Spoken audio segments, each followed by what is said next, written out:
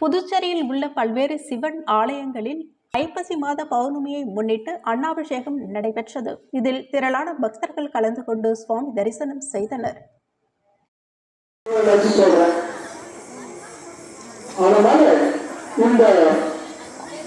அன்னாபிஷேகத்திற்கான அன்பர்கள் குடும்பத்தில் அனைவருக்கும் வாழ்வில் வெற்றியும் செல்வாக்கம் பெற்று குடும்பத்தார் அனைவரும் நலமோடு வாழ வேண்டும் என்று இந்த வேளையிலே இந்த பஞ்சபூத தியான லிங்கேஸ்வரரை பிரார்த்தனை செய்து வேண்டி வணங்கி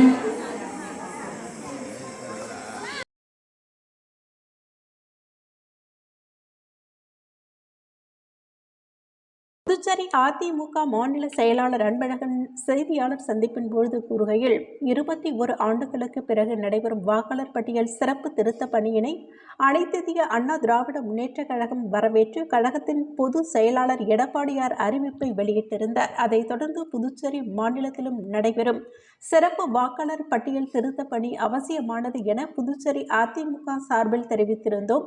ஏற்கனவே உள்ள வாக்காளர் பட்டியலில் இறந்தவர்கள் பெயர்களை நீக்கவும், முகவரி மாறியவர்கள் பெயர்களை திருத்தம் செய்யவும், ஒன்றுக்கும் மேற்பட்ட இடங்களில் உள்ள வாக்காளர்களை நீக்கம் செய்யும் பணிகளை தேர்தல் துறை துவங்கி உள்ளது. அதற்கான விண்ணப்ப படிவங்களை தேர்தல் துறையானது கடந்த 4ஆம் தேதியில் இருந்து 3 தினங்கள், அதாவது 4, 5, 6 ஆகிய 3 நாட்களில் விண்ணப்ப படிவங்களை அரசு சார்பில் நியமனம் செய்யப்பட்டுள்ள பூத் லெவல் ஆபீசர்கள் அத்தனை படிவங்களையும் உரியவர்களிடம் 3 தினங்களில் ஒப்படைக்க வேண்டும் என தேர்தல் துறை அட்டவணை வெளியிட்டுள்ளது. 10 லட்சத்திற்கும் மேற்பட்ட வாக்காளர்கள் உள்ள புதுச்சேரி மாநிலத்தில் விண்ணப்ப படிவம் அரசு ஊழியர்களால் வழங்கப்படுவதை இம்மாதம் 4ஆம் தேதியில் இருந்து 6ஆம் தேதி வரை என உள்ளது. இதனை 4ஆம் தேதியில் இருந்து 8ஆம் தேதி வரை என நீட்டிப்பு செய்து புதுச்சேரி மாநில தலைமை தேர்தல் நடத்தும் அதிகாரி அறிவிப்பை வெளியிட வேண்டும் என அதிமுக சார்பில் கேட்டுக்கொள்வதாக தெரிவித்துள்ளார். தமிழகத்தில் வடகிழக்கு பருவமழை தொடங்கி தீவிரமடைந்து வரும் நிலையில் பல்வேறு மாவட்டங்களுக்கு வானிலை ஆய்வு மையம் மழை எச்சரிக்கை விடுத்துள்ளது.